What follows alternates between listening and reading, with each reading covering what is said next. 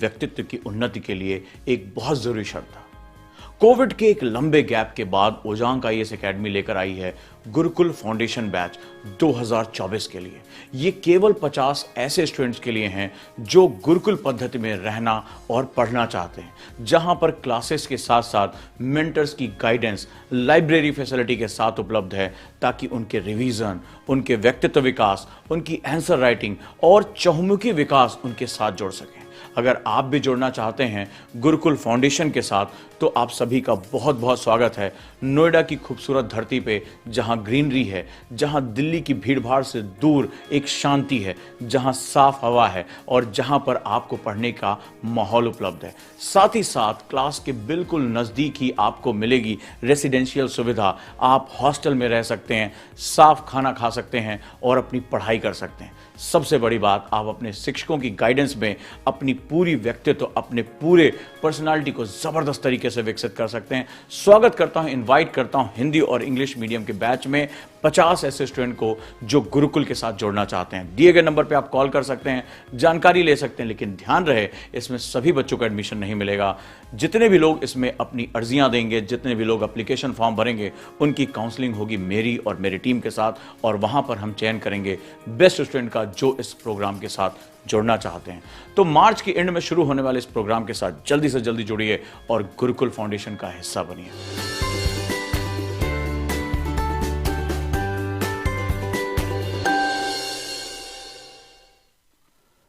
नमस्कार दोस्तों, कैसे आप सभी? और उम्मीद करता हूं आप सभी दोस्त बिल्कुल ठीक होंगे, स्वस्थ होंगे और मेरी आवाज सुन पा रहे होंगे। कैसे हैं आप सभी दोस्त?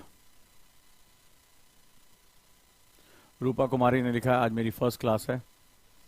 तो मुझे लगता है कि आज की क्लास एक ऐसे इंसान की कहानी है जिसने अपनी जिंदगी में सिद्धांत का प्रयोग करके अपनी सारी मुश्किलों से लड़ा। आज की क्लास वास्तव में एक सच्ची घटना पर आधारित है, जो आपकी कहानी हो सकती है, मेरी कहानी हो सकती है।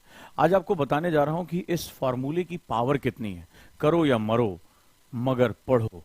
तो जिंदगी में जो शिक्षा है वो आपके लिए कितना महत्वपूर्ण हो सकती है। और दोस्तों, आज अंबेडकर दिवस है। आप सभी को बहुत बहुत बधाई। और बहुत ही महत्वपूर्ण बात कही थी। आज नमन करते हैं संविधान निर्माता को, जिन्होंने एक बहुत ही खूबसूरत बात कही थी कि शिक्षा शेरनी के दूध की तरह होती है। जिसने इसका स्वाद चख लिया वो दहाड़ेगा जरूर। तो उस महान व्यक्ति के, जिन्होंने अपनी शिक्षा के दम पे दुनिया की सारी मुश्किलों से लड़ाई लड़ी, आज हम उनको नमन करते हैं, वंदन करते हैं, जिन्होंने भारत का संविधान रचा। लेकिन जो सबसे इंपॉर्टेंट बात है वो ये कि उन्होंने बताया कि आप किसी भी परिस्थिति में हो, किसी भी हालात में हो, अगर शिक्षा का हथियार आपके हाथ में है तो आप दुनिया की मुश्किल से मुश्किल लड़ाई को न सिर्फ लड़ सकते हैं, जीत भी सकते हैं। तो अब सोचना किस बात का? तो चलिए आज इस महान व्यक्ति को नमन करते हुए उन्हीं के कथन को आगे बढ़ाते हैं और एक सच्ची घटना से रूबरू होते हैं। और यह सच्ची घटना आपके जीवन में एक बहुत बड़ा क्रांतिकारी मोड़ लेकर आ सकती है। आज एक ऐसे व्यक्ति की कहानी है जो हमारी आपकी तरह ही मुश्किलें झेलता, लेकिन शायद इस इंसान की जिंदगी में मुश्किलों का पहाड़ बहुत ज्यादा बड़ा था। लेकिन कैसे एक योद्धा, कैसे एक दृढ़ निश्चयी व्यक्ति इस तरह के मुश्किल के पहाड़ों का सीना चीर देते हैं और अपनी जिंदगी की नदी को उस दर्रे से निकाल ले जाते हैं। जिंदगी इसी का नाम है, लड़ना इसी का नाम है। तो क्यों ना हम आज आगे बढ़ते हैं और अपने आप से दृढ़ निश्चय करते हैं कि हमें भी अगर महान बनना है, हमें भी अपनी मुश्किलों से लड़ना है, तो हमें अपनी शिक्षा को अपना अधिकार, अपना हथियार बनाना होगा। तभी हमें हमारा अधिकार मिलेगा। इस संसार से हमें अपना हिस्सा लेना होगा और वो लेने के लिए हमारा जो हथियार होगा वो हमारी शिक्षा होगी। दुनिया में शिक्षा का इतना महत्व है कि जो व्यक्ति शिक्षा को अपना हथियार बना लेता है वो वास्तव में बहुत शक्तिशाली हो जाता है। दुनिया में जो युद्ध लड़े जाते हैं हथियारों से, उनकी एक लंबाई बहुत कम होती है, वो युद्ध विभत्स होते हैं।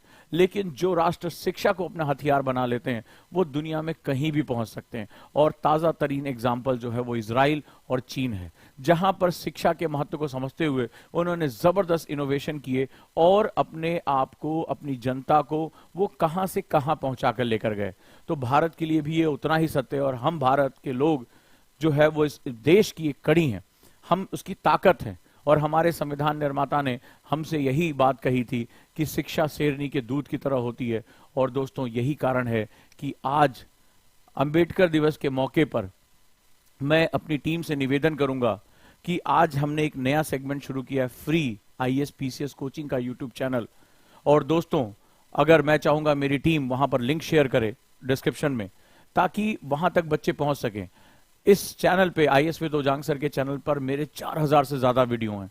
बहुत से नए बच्चे इस दौरान जुड़े। इस जर्नी में मैंने बहुत कुछ सीखा, बहुत कुछ सिखाया, शिक्षक की भूमिका में, ट्रेनर की भूमिका में, लेकिन उसको सिस्टमाइज करते हुए जरूरतों के हिसाब से, चाहे वो आईएएस हो चाहे पीसीएस हो, आज हमारे संविधान निर्माता को समर्पित करते हुए ये channel free IAS PCS coaching के नाम से एक यूट्यूब चैनल हमने शुरू किया है। और यहां पर उनके ही कोट को हम लेकर आए हैं, और वो है कि शिक्षा शेरनी के दूध की तरह होती है। इसी कोट के साथ हम वहां पर जा रहे हैं, और मैं अपनी टीम से रिक्वेस्ट करूंगा कि वो डिस्क्रिप्शन में भी इसके लिंक शेयर करें, आपके साथ लिंक शेयर करें, ताकि उस चैनल को सब्सक्राइब करें, हमें प्यार दें। हम इस पर वीडियो डालना शुरू करेंगे तो डेफिनेटली हमें एक बहुत बेनिफिट आना शुरू हो जाएगा, और एक नई शुरुआत है, एक अद्भुत शुरुआत है उन सभी तक पहुंचने के लिए जो अपनी मुश्किलों से लड़कर शिक्षा को अपना हथियार बनाना चाहते हैं और अपने सपनों को पाना चाहते हैं। डॉक्टर अंबेडकर ने यही चीज हमें सिखाई है, और उनके जीवन की सीख को हमें अपने जीवन में लाने का पूरा पूरा हक है। तो चलिए शुरुआत करते हैं। आज सारे ओजांग आईएएस एकेडमी के चैनल्स को आप लोग सब्सक्राइब करें, और शुरुआत करते हैं। आखिर ये क्या है डू और डाई सिचुएशन, करो या मरो, क्या होता है? तो कई बार हमें लगता है कि मरो का मतलब निगेटिव स्टेटमेंट है, आप सोचते होंगे। और आज मैं आप लोगों से इस विषय की बहुत गहराई के बारे में डिस्कस करने जा रहा हूं। दोस्तों, एक बात मैंने अपने एक स्टूडेंट से कही थी, और इसको लिख लेना, बहुत ही महत्वपूर्ण है। जब जिंदगी में कोई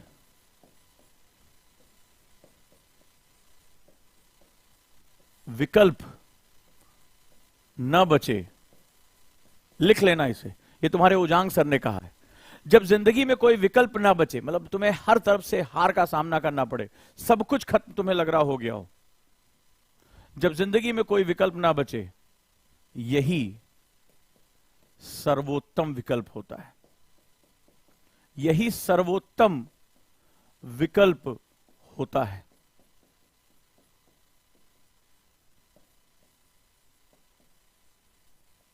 जब जिंदगी में कोई विकल्प ना बचे, कोई ऑप्शन नहीं रह गया, हर तरफ से नाकामी, हर तरफ से फेलियर, हर तरफ से लॉस, तो याद रखना दोस्तों, यही जिंदगी का सबसे सर्वोत्तम विकल्प होता है, सबसे बेहतरीन विकल्प होता है। कारण क्या होता है कि हम मनुष्यों का मन, इसको लिख लेना और अपने जहां पर पढ़ाई करते हो उसको टांग लेना, जब भी निराश हो इसको याद रखना, इसके अर्थ, इसके मर्म को समझ लेना कि जब जिंदगी में कोई विकल्प ना बचे तो यही सर्वोत्तम विकल्प होता है। यही सर्वोत्तम विकल्प होता है, याद रखना दोस्तों। क्यों? क्योंकि हमारा मन जब विकल्प पा जाता है, जब विकल्प होता है, अरे चलो यार कोई नहीं, नोट्स क्यों बनाना, टीचर ने कहा नोट्स बनाना, बोला नहीं बनाएंगे यार। क्यों? बिकॉज जो है वो चैट जीपीटी से कुछ पूछ लेंगे, तो बोले अरे यार हमें क्या लिखने की जरूरत है, वो तो खुद ही लिख के दे रहा है। एग्जाम्पल बता रहा हूं, जब तुम्हें लग रहा है पढ़ाई करनी है, अरे यार पढ़ाई क्या करना है, बाद में कोई वीडियो देख लेंगे, हो जाएगा, क्या करना है, अभी इतना क्यों परेशान होना। कोई शॉर्ट नोट्स देख लेंगे, मार्केट में नोट्स देख लेंगे, हम अपना क्यों बनाए, किसी टॉपर के नोट्स आजकल लोग बेच ही रहे हैं, हम वहां से खरीद लेंगे, हमें अपना नोट्स क्यों बनाना, because you have lot of options. तो नतीजा क्या होता है, जब आपके पास विकल्प मौजूद होते हैं तो आप कई बार आराम की स्थिति में आ जाते हैं। बहुत बड़े बड़े विद्वानों ने इसको कहा है कंफर्ट जोन। क्या बोला है? Comfort zone. और अगर आप लोग लगातार तमाम मोटिवेशन स्पीकर्स को सुनते होंगे कि जिसके पास कंफर्ट जोन आ गया वो बर्बाद हो गया। इंसान की बर्बादी का जो सबसे बड़ा कारण होता है वो कंफर्ट जोन होता है, यानी यथास्थित बनी रहे, हम अपनी स्थिति से बाहर नहीं निकलेंगे। मुझे बने बनाए नोट्स मिल जाते हैं, मैं किसी से व्हाट्सएप पे मांग लूंगा, लोग व्हाट्सएप पे मांगते हैं, सर वो नोट्स दे दीजिए, सर वो हिंदी में ये दे दीजिए, लोग पीडीएफ मांगते रहते हैं। बोला हम क्यों बनाए नोट्स जब सब कुछ अवेलेबल है। तो नतीजा क्या होता जा रहा है, हम कंफर्ट जोन की तरफ हमें नहीं पता चल रहा है कि हम अपनी बर्बादी की तरफ जा रहे हैं। क्योंकि हम नोट्स बनाएंगे, हमारी स्किल इनहेंस होंगी, हमारी मोटर एक्टिविटी डेवलप होगी, हमारी थिंकिंग जो है क्रिटिकल हो जाएगी, हम थिंकिंग एक्सरसाइज कर पाएंगे, हम प्रैक्टिस करेंगे। जब हम अपने हिसाब से चीजें पढ़ेंगे, हम बुक रीडिंग करेंगे, तो बुक रीडिंग में एक अलग तरह का एसेंस होता है, लेकिन नहीं, हम तो कुछ और कर रहे हैं।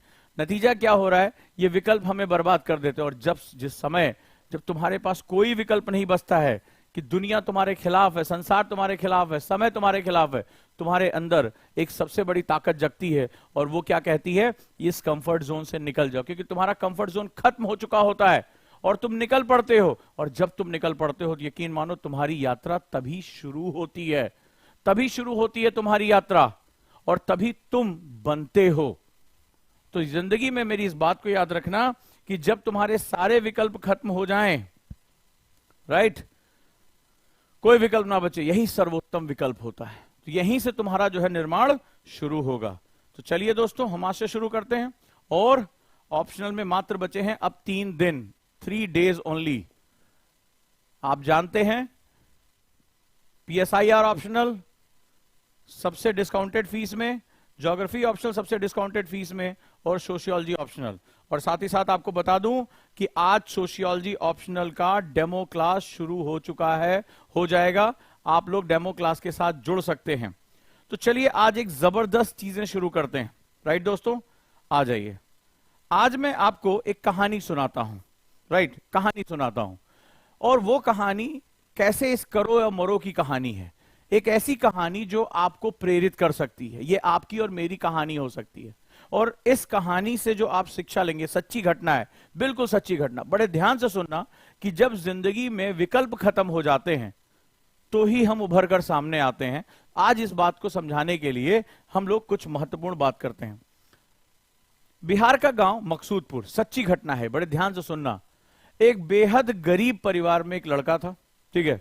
और गरीबी, डॉक्टर अंबेडकर क्या कहते हैं, गरीबी तुम्हारी दुश्मन नहीं है, उद्देश्यहीन होना तुम्हारा दुश्मन है। गरीबी एक सिचुएशन है। बिल गेट्स ने क्या कहा था कि गरीब परिवार में पैदा होना पाप नहीं है, लेकिन गरीबी में मर जाना सबसे बड़ा पाप है। तुम गरीब परिवार में पैदा हुए, इसमें तुम्हारी कोई गलती नहीं है, लेकिन अगर तुम गरीब मर गए, तो तुम इस संसार में जो अपना समय तुमने बिताया है, वो तुमने व्यर्थ कर दिया। अगर मेरी बात से इत्तेफाक रखते हो तो मुझे चैट बॉक्स में बताओ, यस सर, बिल्कुल सही कहा आपने। तो हम कितनी भी मुश्किलों में पैदा हुए हो, हमारा शरीर पूरा हमें नहीं मिला हो, ईश्वर ने हमें एकदम सकुशल नहीं बनाया हो, हम गरीबी में पैदा हुए हो, हम मुश्किलों में पैदा हुए हो, कोई बात नहीं, मरेंगे हम इस हालात में नहीं, ये हमारा दृढ़ निश्चय होना चाहिए। और ये कहानी, यही कहानी है, ये आपको प्रेरित करती है। ये सच्ची घटना है। बिहार के गांव मकसूदपुर के बेहद गरीब परिवार का एक लड़का हुआ करता था। घर की आर्थिक स्थिति बहुत कमजोर थी, बड़ी बुरी स्थिति थी। पिता दृढ़ निश्चयी थे, पिता मजदूरी किया करते थे। ये बहुत से परिवारों की कहानी हो सकती है, उन सभी बच्चों की कहानी हो सकती है जो कहते हैं सर पैसे नहीं है, हम पढ़ नहीं पाएंगे, सर हमें फ्री पढ़ा दो, हमें ये कर दो, वो कर दो, दुनिया भर की बातें वो करते हैं। कोई गलत बात नहीं है, लेकिन सवाल है कि अपने हालात को इतना ज्यादा दोष क्यों देते हो। क्योंकि हमारे आपके बीच में ऐसे लोग मौजूद हैं जिन्होंने हालात को कहा कि मेरे रास्ते में मत आना। मैं एक उफनती हुई नदी की तरह हूं, अपने हालात से कहा कि मेरे रास्ते मत आना, मैं उफनती हुई नदी हूं, तुम्हें कब बहा ले जाऊंगा तुम्हें खुद पता नहीं चलेगा। तो यही सबसे इंपॉर्टेंट बात है कि पिता ने मजदूरी करके किसी तरह से घर का पालन पोषण चलता था। परिवार में पत्नी, 2 बेटे और 1 बेटी थी, और बहुत मुश्किल से दोनों वक्त का जो है खाना पीना हो पाता था। हालांकि पिता जुनूनी थे, वो ये बात जानते थे कि इस हालात से निकलने में मेरे बच्चों की शिक्षा सबसे बड़ी ताकत हो सकती है, और उन्होंने उस ताकत का इस्तेमाल किया। उन्होंने उस ताकत का इस्तेमाल किया। पिता का सपना था कि उनका जो बड़ा बेटा है वो पढ़ लिख कर बड़ा आदमी बने। बाकी बच्चे छोटे थे, तो उन्होंने कहा कि पढ़ाई लिखाई ही इसको आगे लेकर जा सकती है, मेरा बेटा मजदूरी नहीं करेगा, मैंने तो अपना जीवन किसी तरह से काट लिया। उन्होंने मजदूरी करके अपने बच्चों को पढ़ाना शुरू कर दिया, अपना पेट काटा, लेकिन बच्चे को पढ़ाना शुरू कर दिया। घर खर्च और स्कूल की फीस किसी तरह खींच खांच कर निकलती थी, लेकिन पिता ने कहा कि मैं मुश्किलों को सह लूंगा, लेकिन अपने बच्चों को पढ़ाऊंगा जरूर। और यही डॉक्टर अंबेडकर का सपना था कि हर बच्चा जब शिक्षा को अपना हथियार बना लेगा तो भारत ये युद्ध जीत जाएगा, भारत अपनी मुश्किलों से लड़ जाएगा।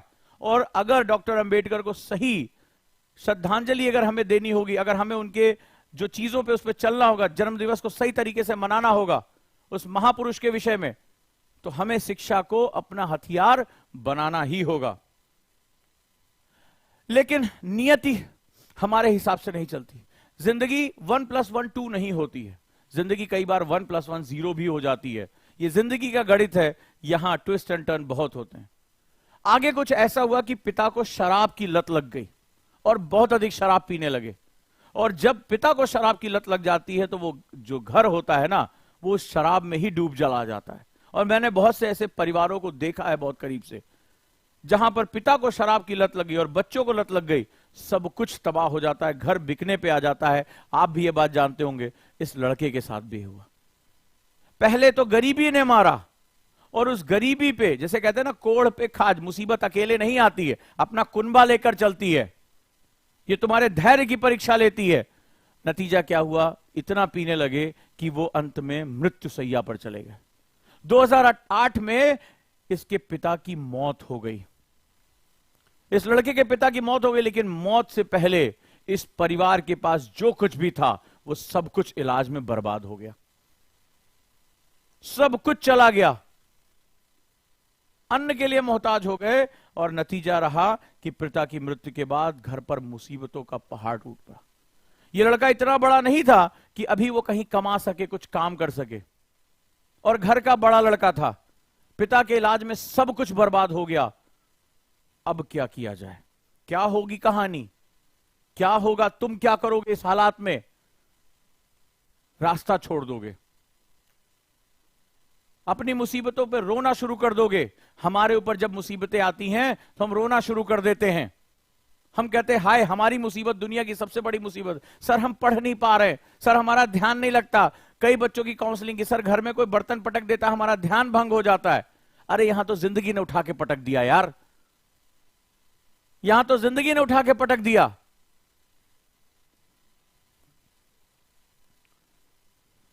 नतीजा क्या रहा? स्कूल की फीस, खाना, पहनना, सब कुछ अब इस परिवार के लिए बहुत मुश्किल हो गया।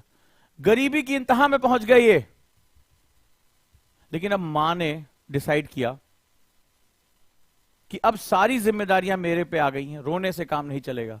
इन बच्चों की सारी जिम्मेदारी इस लड़के की मां पर आ चुकी थी। और मां ने डिटर्मिनेशन किया कि कुछ भी हो जाए मुझे अपने बच्चे को पढ़ाते रहना है। नतीजा क्या रहा कि मां पढ़ी लिखी नहीं थी, इसलिए कोई काम नहीं कर सकती थी। उसने क्या किया? बकरी और भैंस पालना शुरू किया। बकरी और भैंस पालकर, पड़ोसियों से कर्जे लेकर, जानवरों को पालकर, उनका दूध बेचकर, रात दिन मेहनत करके 3-3 बच्चों को पालना, जो कर्ज हो गया था पति के इलाज में उसको पूरा करना, और घर को चलाना, और साथ ही साथ यह दृढ़ निश्चय करना कि बच्चों की पढ़ाई ना रुकने पाए। उसने अपने आप को झोंक दिया,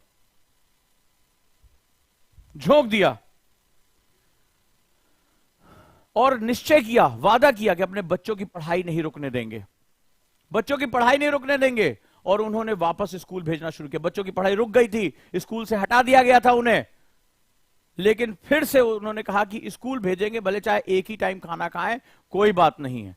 गरीबी इतनी ज्यादा थी, लड़के को भी समझ में आ गया कि जिंदगी के पास अब कोई विकल्प नहीं बचा है। पिता का साया सर से उठ चुका है, इनकम का कोई स्रोत नहीं है, मां बुरी तरीके से जो है वो प्रताड़ित हो रही हैं, बुरी तरीके से सब कुछ संभालना पड़ रहा है, घर पे कर्जे का बोझ है। और जिंदगी की इसी सिचुएशन को मैंने आज टाइटल दिया करो या मरो।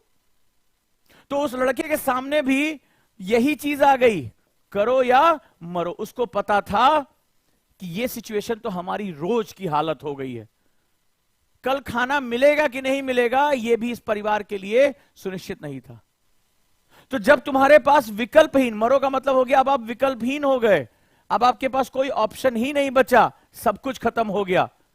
तो जब इंसान को यह पता रहता है कि सारे रास्ते बंद हो गए, तो अपनी सारी ऊर्जा को वो सिर्फ एक रास्ते पे लगा देता है, एक ही मंजिल पर झोंक देता है। और उसको समझ में आ गया कि मेरी मां ने अपने आप को झोंक दिया मुझे पढ़ाने के लिए, तो अब मेरी जिम्मेदारी है कि मैं स्कूल जाऊं और दिलो जान से पढ़ना शुरू करूं, क्योंकि सिर्फ अब शिक्षा ही मेरा विकल्प है, मेरे लिए ओनली ऑप्शन है। And when you have the only option, this is the best option, क्योंकि तुम्हारी समस्त ऊर्जा इसी एक बिंदु पर आ जाती है, इसी एक पॉइंट पर आ जाती है। और जरा देखो उस लड़के ने क्या किया, अपने पिता को पूरा सपना पूरा करने के लिए मां की मेहनत देखकर जी जान से पढ़ने लगा।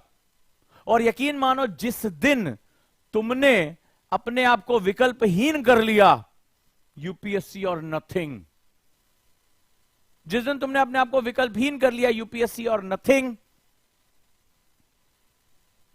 उसी दिन तुम्हें यह लगेगा कि वास्तव में कुछ चेंज आ रहा है। जिस दिन तुमने मान लिया कि यूपीएससी और नथिंग, मेरे पास सिर्फ यूपीएससी मेरा सपना है, उसी दिन तुम्हारा वास्तव में उभार होना शुरू हो जाएगा।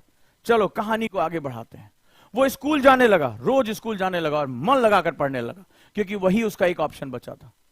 और अपनी मेहनत से वो एक शिक्षक का पसंदीदा बन गया। एक शिक्षक, ये शिक्षक उसकी प्रतिभा को पहचानने लगे।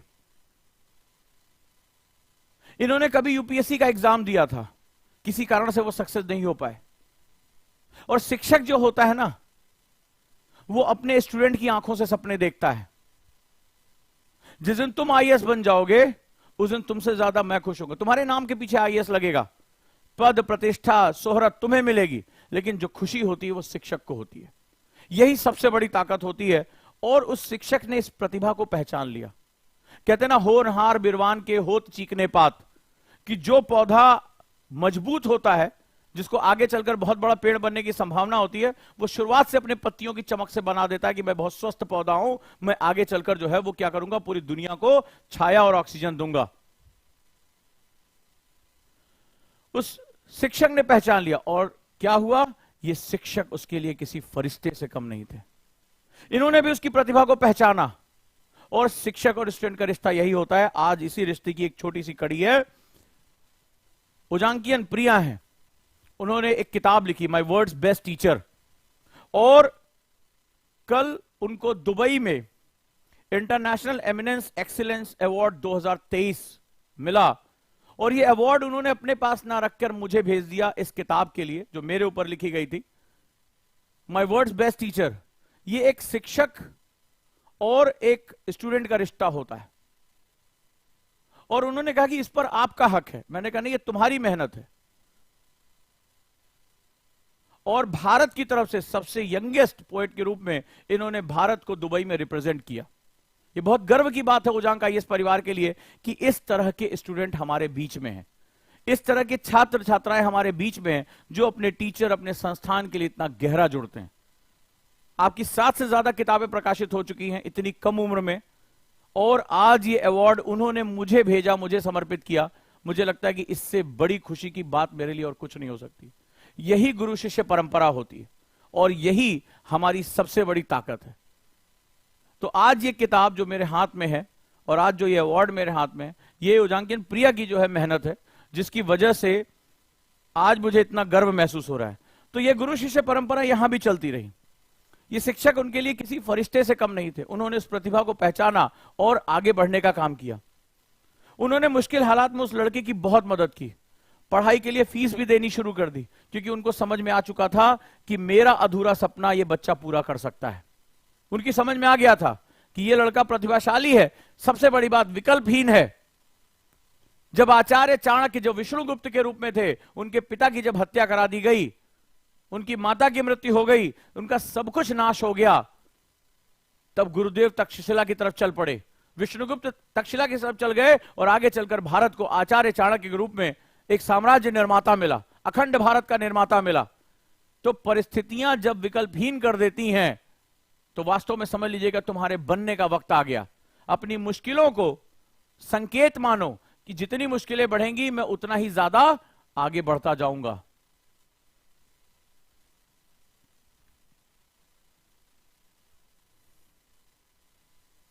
राइट दोस्तों, आगे देखते हैं। हालात से लड़ झगड़ कर किसी तरह 10वीं में पहुंचा, किसी तरीके से। बड़ा मुश्किल 10th क्लास का एग्जाम दिया। 2011 में उसने सरकारी स्कूल से मैट्रिक में टॉप कर लिया। मेहनती था, जुनूनी था, विकल्पहीन था। 2011 में उसने सरकारी स्कूल से मैट्रिक में टॉप किया। सब बहुत खुश थे, अरे वाह मैट्रिक टॉप कर गया, नाम हो गया, लोग पूछने आने लगे। लेकिन ये उसकी पहली कामयाबी थी। सवाल है आगे क्या करेगा। सफर अभी बहुत संघर्षों से भरा हुआ था और अभी तो आधा सफर भी पूरा नहीं हुआ था, आगे तो अभी बहुत लड़ाई लड़नी थी। इतनी जल्दी जो है वो आपको जिंदगी कामयाबी नहीं देती है। तो चलो आगे बढ़ चलते हैं। और जानते हो मेहनत करता रहा और कड़ी मेहनत की और 2013 में उसने आईआईटी कानपुर में एंट्रेंस एग्जाम क्रैक कर दिया। पुरानी किताबें पढ़कर, पुरानी किताबें, रद्दी की दुकानों से किताबें पढ़कर अपने संघर्ष, अपनी मेहनत, अपने आत्मविश्वास के दम पर उसने कर लिया। कई बच्चे मुझसे कहते हैं साहब उसने आईएएस टॉप किया फलाने ने, सर वो आईआईटी से पढ़ा था। अरे आईआईटी एक ऐसा संस्थान है जो थाली में परोस के आपको जो है वो नहीं दे, वो कहता है कि संसार का टैलेंट मेरे पास आ जाए। अगर आप मेहनती हैं, अगर आप वो मैथ्स के क्वेश्चन सॉल्व कर सकते हैं, पीसीएम कर सकते हैं, तो आइए आपका स्वागत है। वो अमीरी गरीबी नहीं देखता है। सवाल यह कि वो आईआईटी से था इसलिए आईएएस बन गया, नहीं, वो मेहनती था, जुनूनी था, आत्मविश्वासी था, इसलिए वो आईआईटी क्रैक कर गया। समझे? हम रोना रोते, अरे तुम डरपोक थे, तुम अपनी चुनौतियों के सामने हार मान गए, तुम अपने अंदर की कमियों से लड़ नहीं पाए, इसलिए तुम वहां नहीं पहुंच पाए, तुम वहां नहीं पहुंच पाए। तो आईआईटी पहुंच गया और इसने अपनी उस गरीबी को वहां क्रैक कर दिया। इसका घर इतना छोटा था कि जब वो अपने घर आता था तो अपने शिक्षक के घर रुकता था, राइट, मां से मिलता था और लौट जाता था। गरीबी अभी पीछा नहीं छोड़ रही है। आईआईटी की फीस देना मुश्किल हो रहा था। हर तरह के संघर्ष करना शुरू कर दिया उसने ताकि वो अपनी पढ़ाई को कंटिन्यू कर सके, आईआईटी के 4 साल वो निकाल सके। ये होती है शिक्षा। कहां गरीबी, कोई जरूरी नहीं कि अमीर का लड़का ही आईआईटी क्रैक कर ले, जो फलाना इतनी 10 कोचिंगें लगा के बैठा है वो कर ले, नहीं। आईआईटी एक ऐसा संस्थान है जो कहता है कि अगर टैलेंट है तो आपका बहुत बहुत स्वागत है। किसी तरीके से बड़ी मुश्किलों का सामना करके इसका आईआईटी के 4 साल पूरा हुआ और उसके बाद उसको रिलायंस कंपनी में अच्छी जॉब ऑफर हो गई, जॉब मिल गई। अब तो सब कुछ ठीक हो गया, बढ़िया पैकेज मिल गया। आईआईटी के लोगों को पैकेज अच्छा मिलता है, रिलायंस कंपनी ने उसको हायर कर लिया, जबरदस्त पैकेज दिया और नतीजा क्या रहा कि अब सब कुछ लाइफ सेट होने लगी। अब क्या लग रहा है, मुश्किलें खत्म हो गई। चलो आगे देखते हैं। कुछ पैसे घर आने लगे, घर की मदद होने लगी, चीजें ठीक होने लगी। याद है 3 इडियट्स में राजू, उसके घर में जो भिंडी, बहन की शादी करनी है, भिंडी महंगी हो गई है, नौकरी पाने के बाद क्या होता है, घर के हालात ठीक हो जाने लगते हैं। लेकिन इस जॉब से लड़का खुश नहीं था। हमारे अंदर कुछ बीज होते हैं, हमारे अंदर कुछ होती है जो हमें कहीं पहुंचाना चाहती है। जब आप बड़े मकसद के लिए जाते हो तो आपके अंदर एक चिंगारी पैदा हो जाती है। जब कभी किसी ने आपकी मदद की होती है, और जो सच्चा इंसान होता है वो दूसरों की मदद करने के लिए हमेशा ललायित होता है।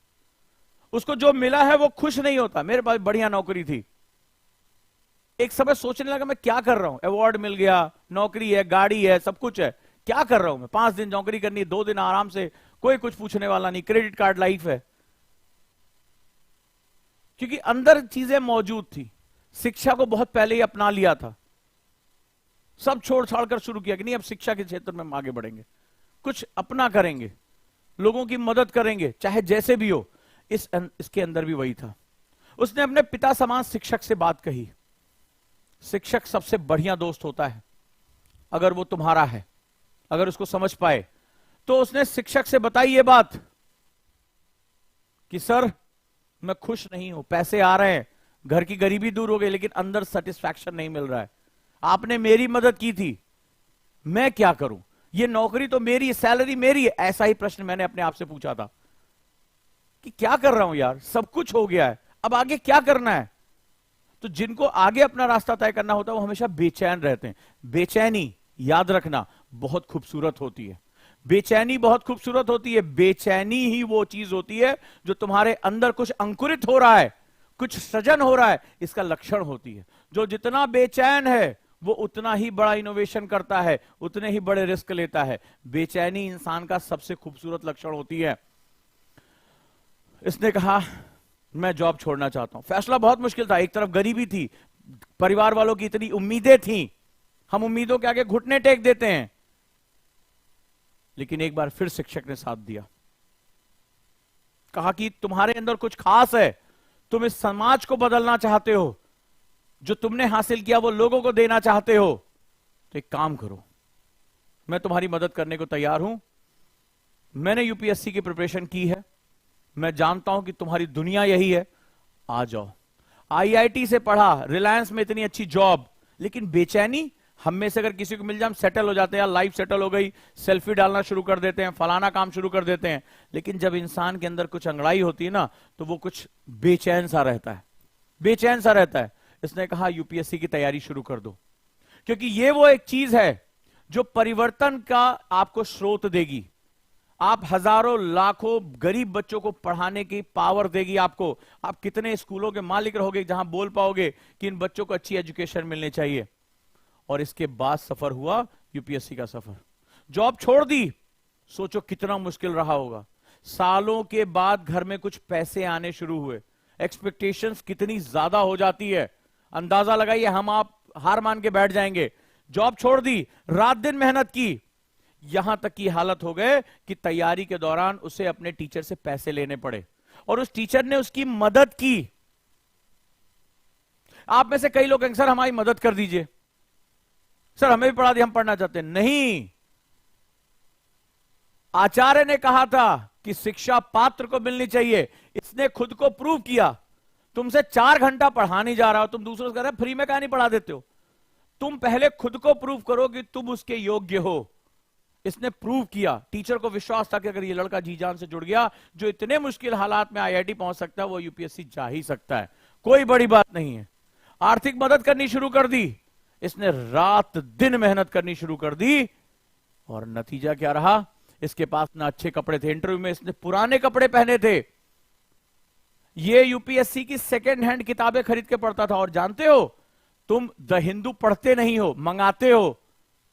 ये व्यक्ति कबाड़ी की दुकान से अखबार खरीदता था, जब वो पुराना होकर बिकने चला जाता था किलो के हिसाब से, तो ये वहां बैठ के छांटता था और छांट के उसको पढ़ता था। ऐसे भी लोग हैं इस दुनिया में, क्योंकि कोई गारंटी नहीं कि आज का पेपर आज पढ़ लिया तो तुम जो टॉपर बन जाओगे। तुम्हें उस अखबार की चीज समझ में आनी चाहिए, उस न्यूज की चीज समझ में आनी चाहिए। हालात कमजोर थे, लेकिन 1 मिनट भी इसने अपने लक्ष्य से नहीं डेगा। उसको पता था कि एक बार मैंने ये क्रैक कर दिया तो ना सिर्फ मैं खुद को संतुष्ट कर पाऊंगा, अपने परिवार, अपने आसपास के लोगों के हम हालात भी बदल पाएंगे।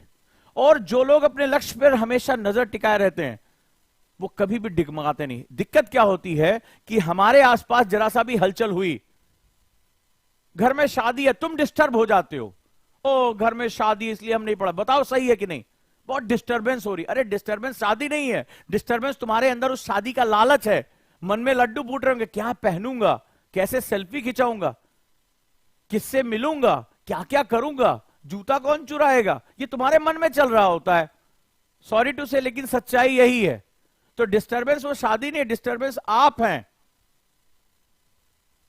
अरे वो दोस्त आ गए थे इसलिए मुझे डिस्टरबेंस हो गया। अरे दोस्त के साथ तुम बैठना चाहते थे, गप्पबाजी करना चाहते थे, इसलिए तुम डिस्टर्ब हुए मेरे भाई। तुम्हें लगा अरे मैं दोस्तों के बीच में नहीं पहुंचूंगा तो मेरा सोशल एक्सेप्टेंस खत्म हो जाएगा। बोलो सही कह रहा हूं, मेरा सोशल एक्सेप्टेंस खत्म हो जाएगा, इसलिए मेरा दोस्त मुझसे नाराज हो जाएगा, इसलिए तुम उसके साथ बैठे और अपने आप को, क्योंकि तुम्हारी लक्ष्य पे नजर नहीं था। तुम्हें उस दोस्त की सोशल एक्सेप्टेंस पसंद थी, फलाने को तुरंत रिप्लाई नहीं किया, वो नाराज हो जाएगी या नाराज हो जाएगा। This is not true in your life, right. UPSC exam में बैठा और सफल रहा। क्या रहा? सफल रहा, सफल रहा। और उस लड़के और उसकी मां की मेहनत, उसके शिक्षक के मार्गदर्शन, उन सब ने उसे गरीबी से बाहर निकाल दिया, अफसर बना दिया। और ऐसा व्यक्ति जो ना सिर्फ आर्थिक रूप से मजबूत हो जाता है, साथ ही साथ अब वो जाने कितने बच्चों की जिंदगी में चेंज लेकर आ सकता है। यही होती है करो या मरो की नीति, यही होती है विकल्पहीन होना। और जब मैसेज पूछा गया कि आप बताइए कि क्या मैसेज देना चाहेंगे, पहला कहा हालात से लड़ने की इच्छा शक्ति। हालात से लड़ने की इच्छा शक्ति, जिस भी हालात में हो उससे लड़ो। दूसरा मैसेज क्या दिया? हमेशा आगे बढ़ने का जज्बा, नेवर सेटल। क्या बोला? Never settle. तुम्हें पता है उसके घर के हालात इतने बुरे थे कि 10वीं में मैट्रिक में टॉप कर दिया, उसी समय कोई जो है वो किसी जगह पे नौकरी कर लेता, तमाम उसके पास ऑफर आ गए थे, भाई चर्चा हो गई, गरीब का लड़का टॉप कर गया, तमाम अवार्ड मिले, आराम से उसको 15-20 हजार रुपए की नौकरी मिल जाती, जो उसके परिवार के लिए बहुत बड़ी रकम थी। वो 10वीं में ही सेटल हो सकता था, नहीं हुआ। ट्यूशन पढ़ा, नहीं पढ़ाया, आईआईटी किया, रिलायंस की जॉब ली, सेटल हो सकता था। कोई भी होता, अरे अब शादी वादी करो यार, बढ़िया पैकेज आने लगा, ग्रोथ हो जाएगी, 2-4 साल में इतना पैकेज आ जाएगा, नहीं सेटल हुआ। यूपीएससी क्रैक किया, तो नेवर सेटल, क्योंकि सेटल हो गए तो कंफर्ट जोन में बैठ जाओगे। और अगली चीज हार्डवर्क, कोई विकल्प नहीं है इसका। तुम्हें अगर मेहनत करनी है तो करनी है, चाहे कुछ भी हो जाए। और द लास्ट क्या किया, 484th रैंक क्रैक कर दी, ऑल इंडिया रैंक यूपीएससी में क्रैक करके वो भारत सरकार का अधिकारी बन गया। ये होती है ताकत। ये इन 3 चीजों को याद रखना। पहला, अपने हालात कुछ भी हो, कोई लड़की हो, शादी तय की जा रही है, पढ़ने नहीं दिया, हालात से लड़ना है, क्योंकि लड़ने से ही तुम्हारी दृढ़ इच्छा शक्ति की मसल्स मजबूत होती हैं। दूसरा, हमेशा आगे बढ़ने का जज्बा, हमेशा आगे जाना है। तीसरा, हार्डवर्क से कभी नहीं घबराना है। तुम्हारी नींद, भूख, आराम, कंफर्ट, ये सब तुम्हारे दुश्मन हैं, इन्हें दुश्मन की तरह ट्रीट करो। देखो रूपा ने लिखा, सर मैं हाउसवाइफ हूं, ससुराल वालों से छुप के अपनी क्लास लेती हूं। आपकी कोई स्टोरी है मुझे बताओ, आपकी कोई भी स्टोरी मुझे बताओ। रूपा ने कहा कि छुप छुप के क्लास लेती हूं, यही तो लड़ने का जज्बा है रूपा, और क्या जज्बा है? और किसी की कोई स्टोरी जो अपने हालात से लड़ रहे हो? बिना इस लड़े हुए तुम्हें कुछ नहीं मिलने वाला। कोई है ऐसा जो अपने हालातों से लड़ रहा हो?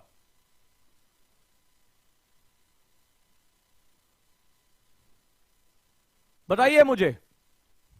तो जिंदगी में याद रखना, करो या मरो।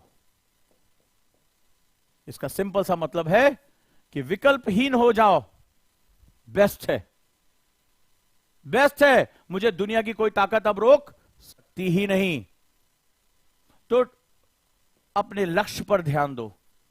और अगर तुम नाम जानना चाहोगे कौन है, नाम जानना चाहोगे या ये ऑफिसर कौन है, ये सिविल सर्वेंट, नाम जानना चाहोगे? विशाल कुमार। विशाल कुमार की स्टोरी हमें सिखाती है कि अभाव यानी जो लैक है, स्कार्सिटी है, प्रतिभाओं का रास्ता नहीं रोक सकते। आज ये इंडियन सिविल सर्विसेज का हिस्सा है, राइट? इन्होंने एग्जाम क्रैक किया और अपनी साथ साथ कितनी जिंदगियों को ये चेंज कर रहे हैं। ये हमारी और आपकी सच्ची घटना हो सकती है। पिता का साया सर से उड़ गया, कर्ज में परिवार है, मां पढ़ी लिखी नहीं है, दूध बेचकर घर में पैसे आ रहे हैं, शिक्षक से मदद मांगकर पढ़ाई करनी है, आईआईटी क्रैक कर लिया, जॉब ले लिया, लेकिन सेटल नहीं हुए, और जब तक अपनी मंजिल को नहीं पा लिया तब तक नहीं रुके। तो धन्य है विशाल कुमार जो हमें सिखाते हैं कि इंसान के लड़ने का जज्बा दुनिया की सबसे बड़ी मिसाइल है। दुनिया का सबसे ताकतवर हथियार बॉम्ब नहीं है, दुनिया का सबसे ताकतवर हथियार इंसान का हौसला है। इंसान की कभी ना हार मानने की ताकत है, इसके सामने तो बड़ी से बड़ी मिसाइलें भी ठप पड़ जाती हैं। यूक्रेन के लोगों ने कहा कि मुझे हार नहीं मानना, तो रशिया जिसके पास सबसे ज्यादा परमाणु बम है, उसको भी जो युद्ध कई कुछ घंटों में जीत लिया जाना था, साल भर होने के बाद भी वो युद्ध जीत पाने की हालत में नहीं दिखाई पड़ रहा है। ये होता है इंसान का जज्बा। तो जिस दिन तुम्हें अपने जज्बे, अपने दृढ़ विश्वास पर पूर्ण विश्वास हो गया, दुनिया की कोई ताकत तुम्हें हरा नहीं पाएगी। विशाल कुमार हमें यही सिखाते हैं कि हमारा जज्बा, हमारा हौसला, हमारा दृढ़ निश्चय दुनिया का सबसे ताकतवर हथियार है। बस इस हथियार की ताकत को पहचान कर इसको प्रयोग करना सीखना पड़ेगा। और इसको प्रयोग करने के लिए जो गन या गुलेल होती है उसको हार्ड वर्क कहा जाता है। इस मिसाइल को लॉन्च करने के लिए, हौसले नाम की मिसाइल को लॉन्च करने के लिए हार्ड वर्क नाम के गन की जरूरत पड़ती है। अगर हौसला बुलेट है जो लक्ष्य भेदती है, तो हार्ड वर्क वो गन है जिसके अंदर उसको लॉन्च किया जाता है, वो गुलेल है जिससे उसको लॉन्च किया जाता है। तो जिंदगी में अपने दृढ़ विश्वास, हौसले को बनाए रखो और उसमें मेहनत की गन डाल दो, तुम दुनिया का कोई भी अभेद लक्ष्य भेद सकते हो। यही आज की क्लास का मैसेज है, यही आज की क्लास का संदेश है। और यह ऐसा संदेश है जो इंसान की जिंदगी को बदल सकता है। एक बेहद गरीब परिवार में जो जन्मा बच्चा है, उसको उसकी जगह पहुंचा सकता है। यही है शिक्षा, जिसे डॉक्टर अंबेडकर ने कहा कि वो शेरनी का दूध होता है, जो इसको पी लेगा वो दहाड़ेगा। आज मैं इनकी स्टोरी यहां बता रहा हूं, कल मैं आपकी स्टोरी भी सुनाना चाहता हूं। आप में से कौन से लोग हैं जो दृढ़ निश्चय के साथ मुझे आज कमेंट बॉक्स में कह सकते हैं, यस सर, आने वाले समय में आप मेरी स्टोरी को इसी तरह बताएंगे। मुझे कमेंट करके बताइए कि मुझ में वो जज्बा है कि आप मेरी स्टोरी को यहां पर दिखाएंगे। मैं ये स्टोरी दिखाना चाहता हूं। हीरो की कोई शक्ल नहीं होती, हीरो की सिर्फ स्थितियां होती हैं। हीरो की कोई शक्ल नहीं होती, हीरो की सिर्फ स्थितियां होती हैं। जो समाज के हीरो होते हैं वो अपनी स्थितियों को फेस करते हैं, उनसे लड़ते हैं, उन पर जीत प्राप्त करते हैं और वो हीरो बन जाते हैं। कोई मां के पेट से हीरो नहीं पैदा होता, परिस्थितियों से लड़कर हीरो बनाए जाते हैं। परिस्थितियां हीरो की शक्ल गढ़ती हैं, परिस्थितियां हीरो की शक्ल गढ़ती हैं। तो तुम हीरो हो, मैं हीरो हूं। हर वो व्यक्ति हीरो है जो अपनी परिस्थितियों से लड़ रहा है। हर वो व्यक्ति हीरो है जो हार नहीं मान रहा है।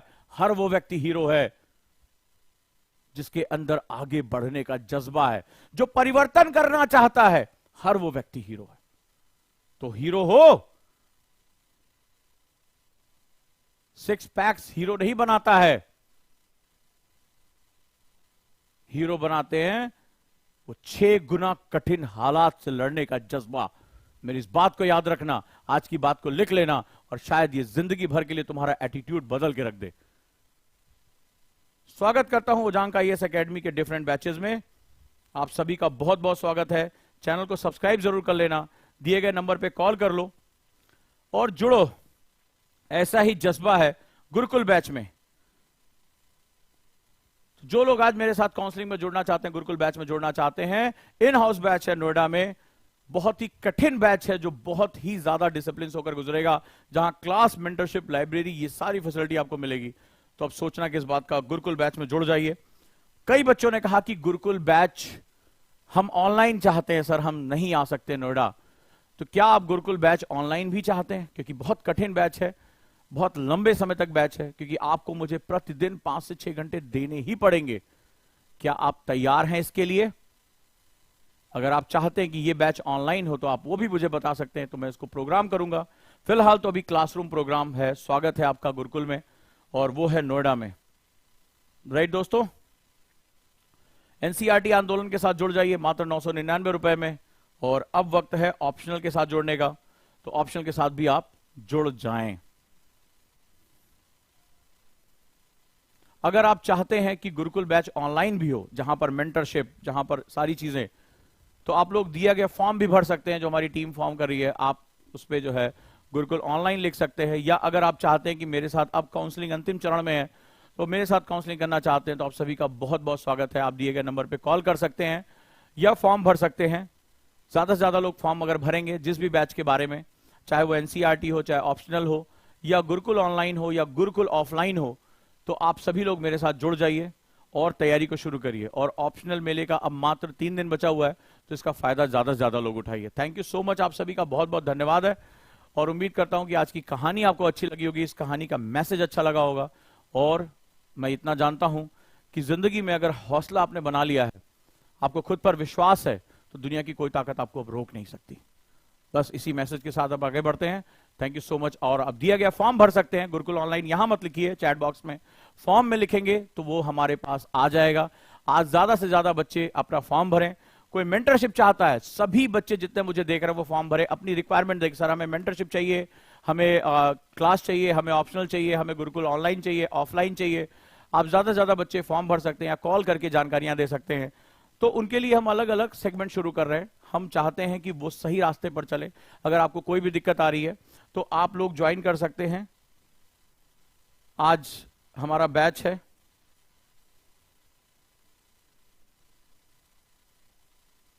उसके साथ भी आप लोग जुड़ सकते हैं, सोशियोलॉजी ऑप्शनल के साथ। आज से डेमो क्लासेस शुरू हो चुकी हैं, जुड़ जाइए। और पीवी सर की डेमो क्लासेस शुरू हो रही हैं कल से, उसके साथ जुड़ जाइए।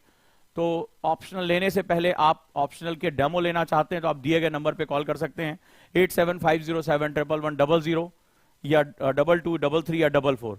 तो इसमें टीचर्स के जो लाइव डेमो होंगे वो आपको मिल जाएंगे। कभी भी गलत ऑप्शनल मत चुनिए, हिम्मत के साथ चलते रहिए। और आज से जो हम लोग नया एक सेगमेंट शुरू कर रहे हैं उसका आप बढ़ चढ़कर सहयोग करें हमारे साथ। धन्यवाद।